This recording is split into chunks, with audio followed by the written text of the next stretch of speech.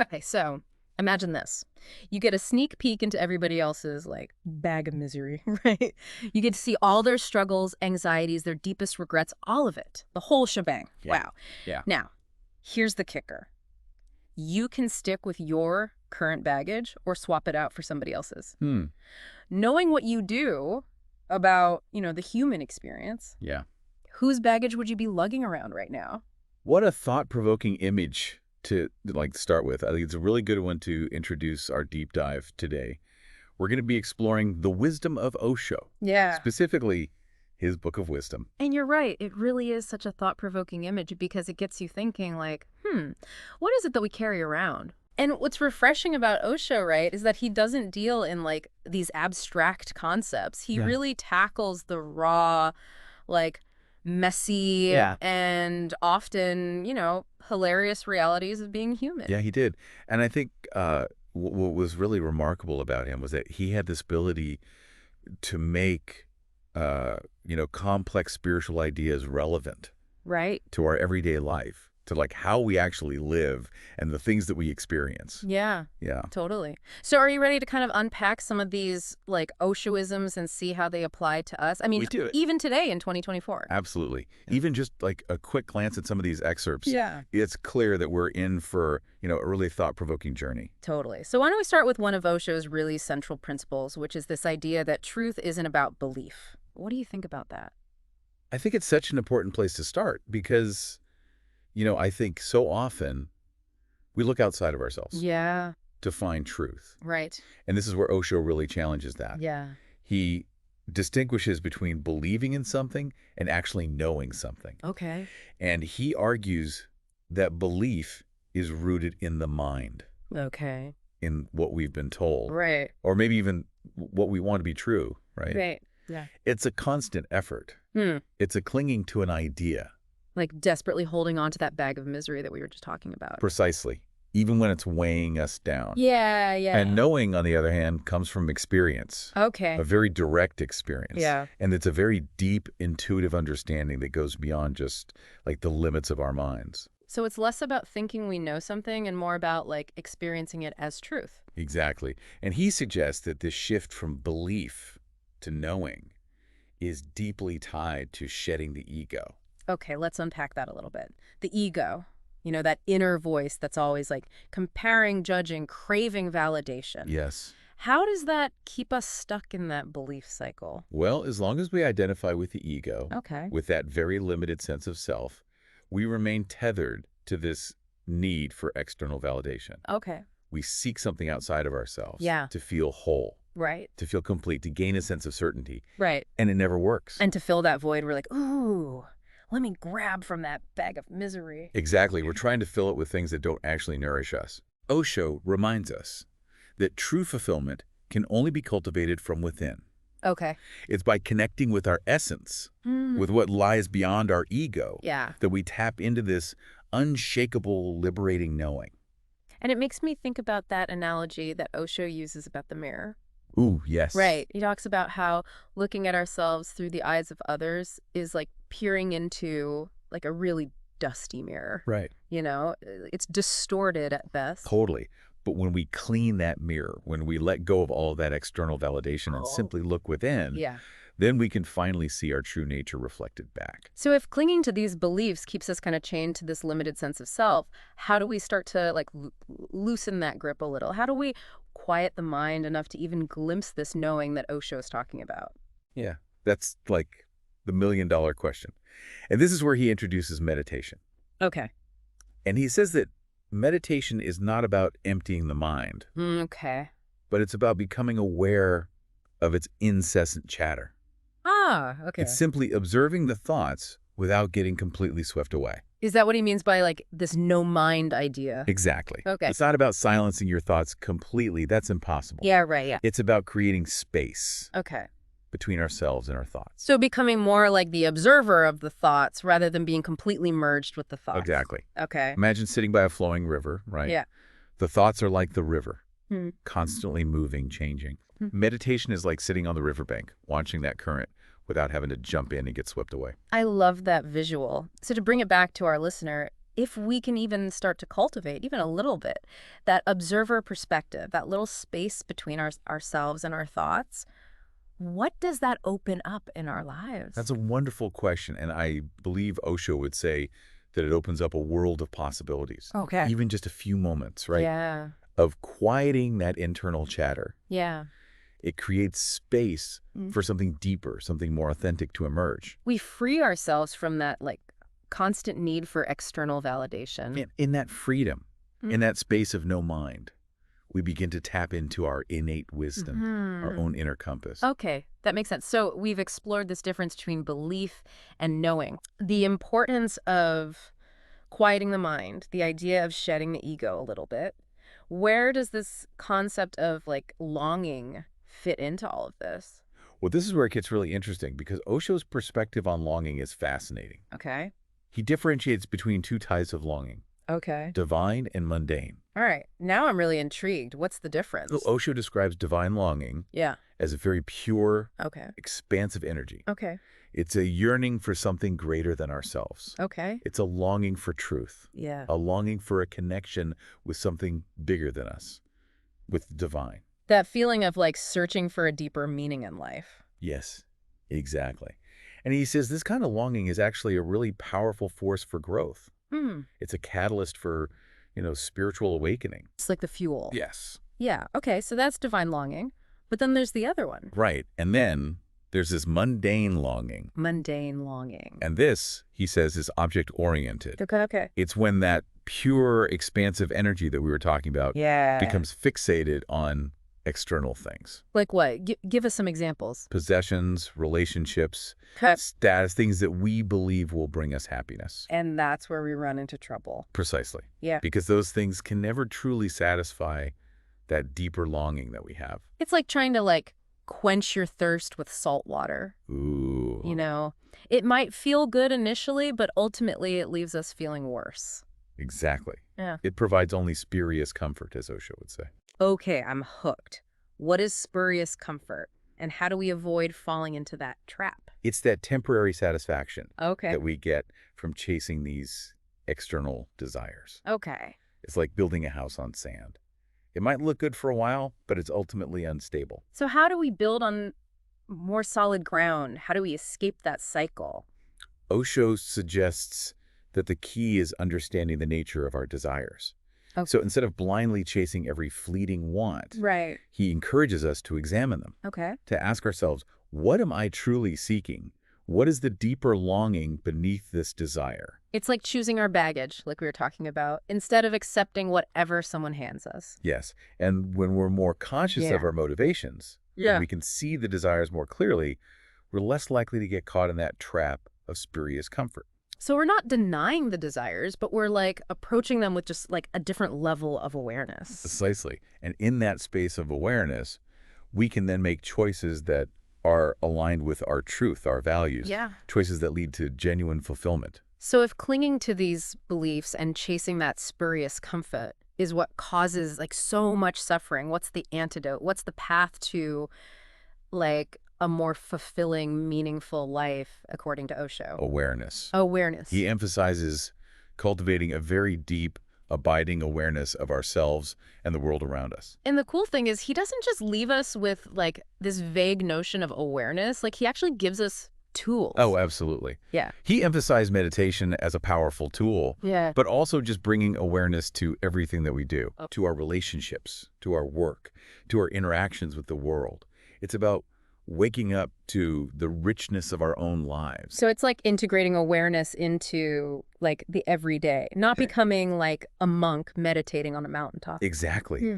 He argued that as we become more aware, as we see things more clearly, compassion naturally arises. You can't unsee suffering once you've awakened to it. Yeah. And so then we can't help but respond with compassion. Precisely. Yeah. And this compassion, he says, is not about pity. It's about recognizing our interconnectedness, Yeah. our shared humanity. Realizing that we're all in this together. That bag of misery thing. Yes. It's something we all share in different ways. And it's in that recognition, in that understanding, that we find true freedom.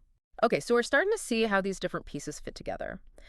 Awareness is like the antidote to suffering. Yeah. compassion as a natural outcome of awareness, Beautiful. and then freedom being kind of like the ultimate goal. Yeah.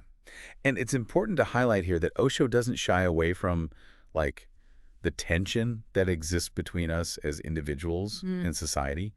He believes that true individuality is absolutely crucial Yeah. for creating a more compassionate and just world. That feels especially relevant now, don't you think? I mean, we are bombarded constantly with messages about who we should be, Yes. how we should look, what we should be striving for. It's exhausting. It's exhausting, and it's also incredibly stifling. Right? It prevents us from discovering and expressing our true selves. It's like we're handed this like prepackaged bag of misery and told it's our only option. Exactly. Yeah. And Osho's like, question that.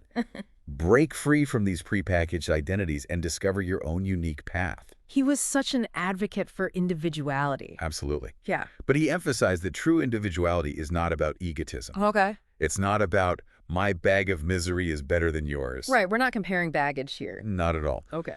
Osho believed that true individuality Yeah. is the foundation for genuine altruism.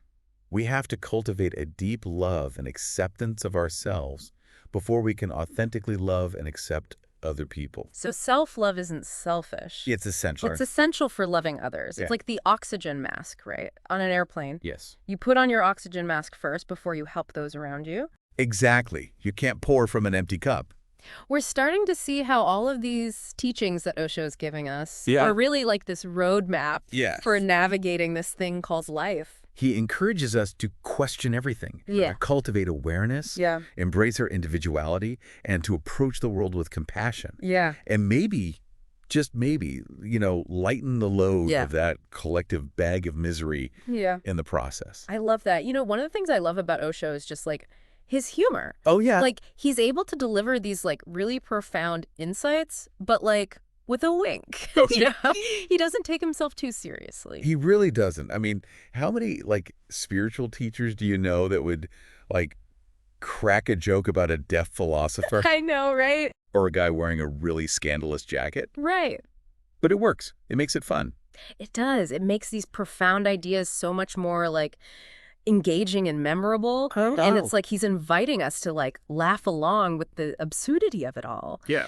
Which, speaking of, there's that story, I think, in these excerpts about the man desperately searching for the master who has like the ultimate secret. Yes. Right. Yeah. And he endures like years of silence in the desert only to be told like with great solemnity that the secret is something that he must never reveal. It's so good. It's such a good one. It really highlights how words sometimes can be very limited, All right. especially when we're talking about really deep truths. Exactly. It's like that classic Osho wit, right? Yeah. Where it's like full of irony, layered meaning. Yeah. It's like he's saying like you can't just like read about truth, you have to live it. You have to experience it. Yeah. And sometimes, these truths that we're talking about, they're discovered, not through words, but just through, direct experience. It's like trying to explain the taste of, I don't know, chocolate to somebody who's never had it. Right. Like no matter how eloquently you described it, they're not going to know until they take that first bite. Exactly. Yeah. And this is where,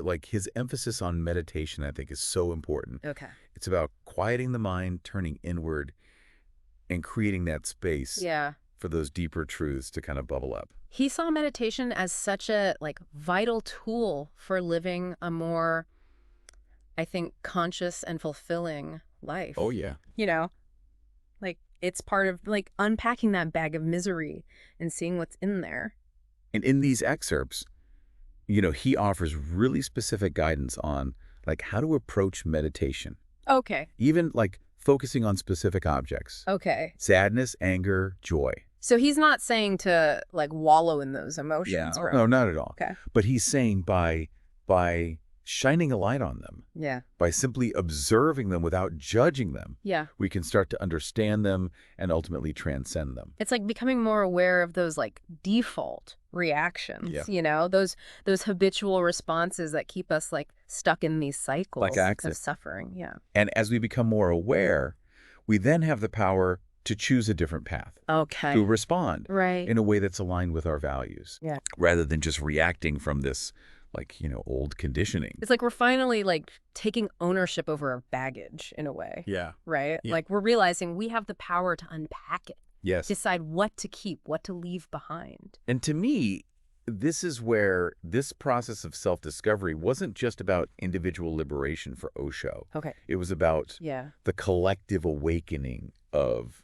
humanity. It was much bigger than just the individual. Absolutely. Yeah. He believed that as individuals awaken, society itself will also change. And it's in this transformation from, individual awareness to this kind of collective compassion that we find hope. Hope for a world where we're not just like constantly comparing our bags of misery, Yeah. but rather like supporting each other on the journey of like unpacking them and transforming them. Yes, it's about recognizing that we're all in this together. Yeah. That true freedom comes from recognizing our shared humanity Yeah.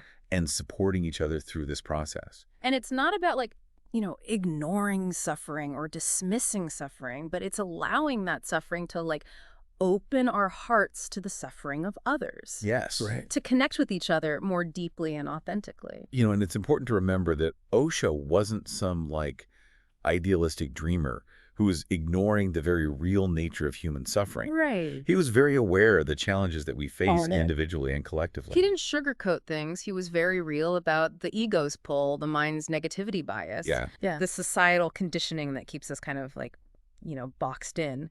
But he also pointed towards this like possibility of transformation. Always. Yeah. He saw that like spark of divinity, Yeah. that seed of enlightenment in all of us, even in the midst of our like messy, imperfect lives. And he encouraged us to like nurture it. Yes. To cultivate those qualities of awareness, compassion, and love, not just for ourselves, but for like, the well-being of all beings. Exactly. Yeah. He challenged us to awaken to that potential. Yeah. To recognize that we actually have a choice in how we experience life. We're not just like a leaf in the wind here. Exactly. We have agency. Yeah. Yes. It makes me think of that quote that's often attributed to Gandhi, be the change you wish to see in the world. Like I think Osho's message really resonates with that. Absolutely. Yeah. And I think one of the ways he encourages us to be the change is by embracing the power of the present moment. Okay. He often talks about how, our minds, they're always being pulled to the past or to the future. Yeah. And this prevents us from actually being present.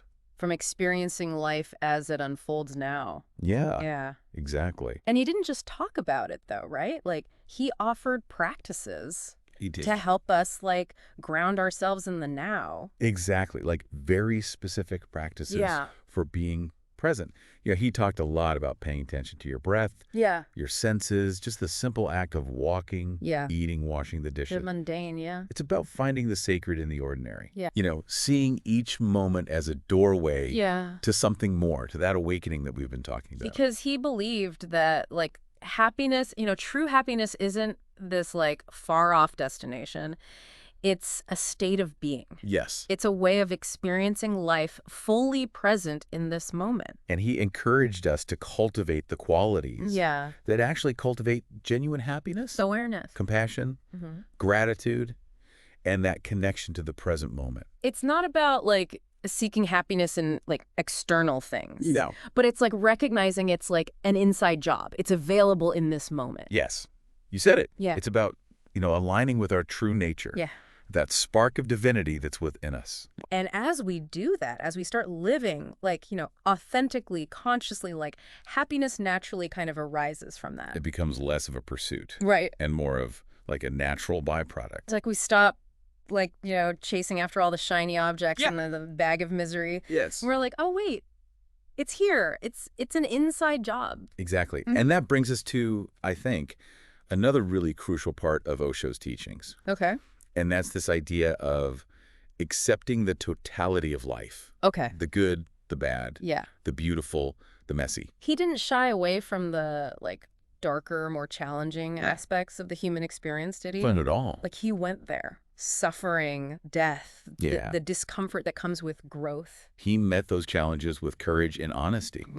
He believed that only by acknowledging and really accepting the full spectrum of human experience, could we then transcend our limitations Okay. and experience that wholeness. It's like, a lot of those like ancient traditions, right? Where it's like there's this emphasis on like balance, yin and yang, masculine and feminine, light and dark. Yes. And it's recognizing that these like seeming opposites, they're not separate. They're just two sides of the same coin. Exactly. Yeah. And he saw them as complementary aspects Right. of one reality. Yeah. And he encouraged us to find that same balance within ourselves. Okay. To really embrace our wholeness. So not just like the parts that were like, oh, this is the good stuff, but like All of it. the shadow, all of it. All of it. Okay. Even the parts that we judge and reject. Like letting go of the need to control everything. Yes. To make everything perfect. It's like, just be present with what is. And he reminds us that clinging to pleasure and avoiding pain actually just creates more suffering. Yeah, it does. It's like trying to outrun your shadow. Right. It's like, you just can't. Yeah. It's impossible. It's impossible. You're going to have to like turn and face it at some point. And it's exhausting too. Yes. Right. Yeah. To always try to keep up appearances, to hide those parts of ourselves that we deem unacceptable or whatever it might be. Yeah, exactly. And it also prevents us from experiencing the fullness of who we are. So Osho's message is surrender to the flow of life a little bit. Yeah. Ride those waves of experience.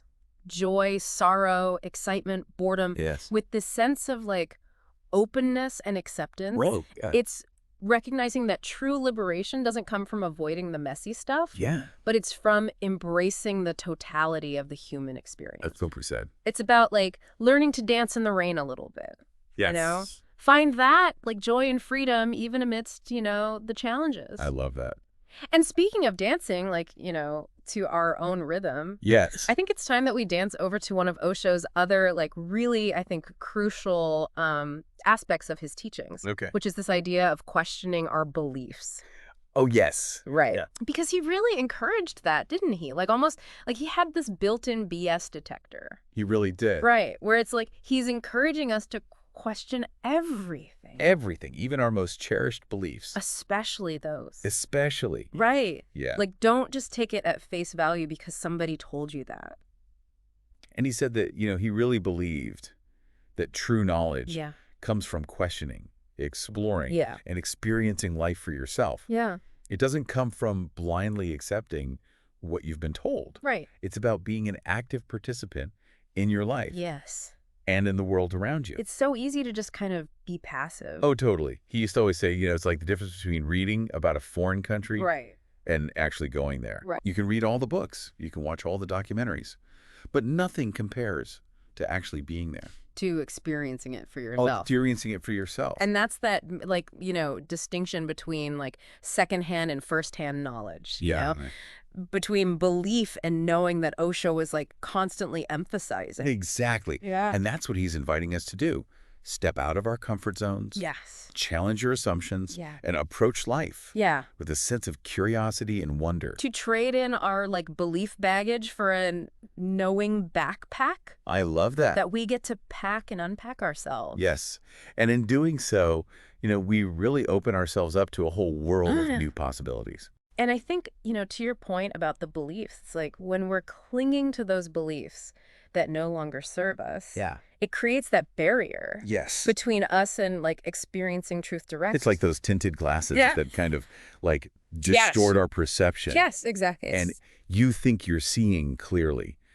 But there's this whole spectrum of colors because you're missing out on. that you're missing out on. Exactly. And Osho wants us to take off the glasses. Yes. To see the world and ourselves with fresh eyes. Yes. To be open to the possibility that what we believe might be limiting us. Yeah. Even if it's really comfortable and familiar. So it's about being brave enough to like, let go of what we think we know, to embrace the unknown. Yeah. To trust that there might be something even more magnificent on the other side of that comfort zone. And that in that space of like not knowing, of letting go of our need for certainty, Yeah. that's when we can have a real true discovery. Yeah, it's like we're trading in our like old, outdated maps Yeah. for this like, thrill of embarking on like a grand adventure. Yes. And we get to be like the explorers and the cartographers. We get to create it. It's amazing, right? Like how Osho weaves together all of these seemingly different ideas. Yeah. Individuality, society, the mind, meditation. Yeah. He even brings in humor. It's like this like intricate tapestry of like wisdom. It really is. And I think it's that holistic approach Yes. that makes his teaching so enduring Yes. and really relevant. Totally. He's not saying, like, this is what you have to believe. Right. He's offering a new lens Yeah. to look at the world through. Yes. A framework for understanding Yeah. like ourselves, our place in it all. Totally. It's like he's giving us this like incredible toolkit Yeah. equipped with like everything we need Yes. to live a more conscious and fulfilling life. And one of the most powerful tools in that toolkit Yeah. is meditation. Okay. And, Osho was a huge, huge proponent of meditation, Yeah. but not as an escape from reality, Right. but as a way to engage with it Yes. more fully, more consciously. Yeah. He was very clear about that. Yeah. That meditation was not about retreating from the world. No. It was about showing up more fully. Yeah. Being more present within it. Present within it. Exactly. And, in these excerpts, he illustrates how meditation Yeah. cultivates this heightened awareness Okay. of our thoughts, our emotions, Yeah. our behavioral patterns. It's like we develop this like internal observer. Yes. Like a silent witness to the unfolding drama of our lives. Yeah. And as we nurture that inner observer, it's like we create this sense of spaciousness within ourselves, this healthy detachment Okay. from our thoughts, from our emotions. So it's not about like getting rid of them. Yeah. It's just like creating some space. Exactly. Okay. And that spaciousness, that clarity, then allows us to respond to life's challenges with more wisdom Okay. and composure. Yeah. We're not so reactive. Instead of being like, knocked over. Yes. By every wave. Exactly. And we can start to see, like, oh, there's that reaction. Oh, there I go again. Right. Yeah. Those impulsive responses that often lead us down the wrong path Yeah. that cause unnecessary suffering. And then in that space, we realize, oh, I have a choice here. Exactly. Yeah. And the beautiful thing about Osho is, he offers all these different techniques. Yeah. He gives us options. He gives us so many options. Yeah. From focusing on our breath, to repeating a mantra, to simply observing the thoughts. He's like, here's the buffet. Like, take what works for you. Exactly. Find what resonates. Yeah. Weave it into your life. It's about finding those moments, of stillness amidst the busyness. Yes. Those pauses where we can reconnect with our breath, our senses, and cultivate a deep sense of like, inner peace. And I think that's key too, right? Like this peace that he's talking about, it doesn't come from like trying to make everything perfect on the outside. It's this internal thing. It emanates from within. Yes. It's available to us no matter what's happening. And it's in those moments of quiet contemplation that we can really start to unpack that knowing backpack, as you called it. Right. Asking ourselves, what do we value? Yeah. What are we ready to release? What's no longer serving us? And speaking of releasing, right? Like, it seems fitting to talk about Osho's perspective on desire here, because he had a really interesting way of framing it, right? Where it's not this thing to be suppressed or feared, but rather this, like, potent force that can actually fuel our spiritual growth. Absolutely. Yeah. He said it was like raw energy. Okay. And, like any form of energy. Yeah. It can be used, in different ways. Right. Creatively or destructively. And he talked about that, right? Like, he was like, there's mundane desire, right? Yeah. And then there's like divine longing. Yes. And that mundane desire, it's very much like, we're trying to acquire something outside of ourselves to kind of like, Band-Aid over a wound, essentially. Exactly. Divine longing What's is that, deeper. It's deeper. It's that yearning, like you were saying, for something bigger than ourselves. Something transcendent. Yeah. Something, yeah. And this is where I think the real work begins, right? Like, Osho's like, examine those desires. Yeah. Ask the questions. What am I really looking for here? Yes. What's underneath this? Yes. What's my soul actually longing for? Exactly. Yeah. It's about becoming, like, conscious consumers, right? Yes. Not just of, like, our stuff, but our thoughts. Our thoughts, our habits. Our habits, yeah, our desires. Our desires. And understanding, like, the why behind it. Osho believed that by really looking at our desires, we could transform them from sources of suffering into these catalysts Wow. for growth, for transformation. Okay. So it's not about denying or suppressing the desires. It's more about like befriending them in a way, understanding them, Oh, really? and then being like, okay, how can we like use this energy in a way that's actually in alignment? Yes. Yes. And use this energy in a way that nourishes our authentic selves. Yes. That feels so much more empowering It is. because it's not this like, no, bad, get rid of that, you know? Right. And that actually brings us back to, one Ah. of the core teachings that we've been talking about, which is this idea of Mhm. embracing the totality of life, The good, the bad, the light, the shadow. Yeah. all of it. Yeah. And he really walks his talk on this one. Totally. He did not shy away from the messier parts of life. He did not. He went straight into the heart of, like, suffering, death, discomfort, and he said, this is part of it. He met it all with this, like, remarkable courage and honesty, I think. Yeah. And he really believed that in order for us to move through it, we have to acknowledge it. Yeah. We have to actually accept that this is part of the human experience. The good, the bad, and the ugly. Yes. The full catastrophe, as Zorba the Greek would say. I love that. Yeah. And he actually often spoke about, like, the danger Okay. of only clinging to pleasure Right. and trying to, like, avoid pain at all costs. Yeah, that's not the goal. It's not the goal because it doesn't work. It doesn't work. It actually just creates, I think, more suffering. Yes, more suffering in the long run. In the long run, because it's like you're trying to, outrun your shadow. So you can't, It's impossible. it's impossible. So he said, instead, embrace the ebb and the flow. Okay. Experience it all. Ride the waves. Ride the waves, even the choppy ones. Without, like, getting, Exactly. knocked over by them. Yeah. Yeah, Right. Yeah. exactly. And finding that balance, Yeah. between clinging and resisting, Right. Between craving the good and dreading the hard stuff. Yeah, yeah. And it's about, like, showing up for it all. Showing up for it all. Meeting each moment with this, like, open heart, Yeah. recognizing that true peace Yeah. and freedom come from actually moving through those challenging times. Not pretending they're not there. Exactly. Not numbing ourselves to them. Yeah. Yeah. Exactly. And, as we kind of reach the final pages of these excerpts, Yeah. we encounter this really thought-provoking Okay. concept. Yeah. And it's this idea of the death of humanity. Okay, before people get freaked out, Right, right. he's not talking about, like, Yeah. the world ending. No. He's talking about, like, something much deeper. Exactly. Yeah. It's symbolic. Yeah. It's like a representation of where we are Okay. as a society right now. And what is that? He suggests that we're collectively clinging to our bags of misery. We're stuck. We're stuck in our limiting beliefs, our fears, Yeah. our old patterns and conditioning. And we're holding on for dear life. Yes. Even when we get these, like, glimpses of a different way of being. Exactly. And he's not saying this from, like, a place of judgment or doom and gloom. It's Right. like, this is just like an observation rating. So, Yeah. hey, this is what I'm seeing. Yeah. But guess what? We can choose differently. We always have a choice. We always have a choice. Yeah. And we can wake up from this collective slumber. We can put those bags down. We can put those bags down. Yeah.